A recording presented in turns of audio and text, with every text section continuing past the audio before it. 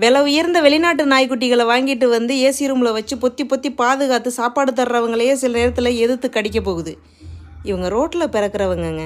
போகிற வர எல்லாரும் தலையில் அடித்தா இவங்க யாரைத்தான் நம்புவாங்க? ஒரு வாய் சோறு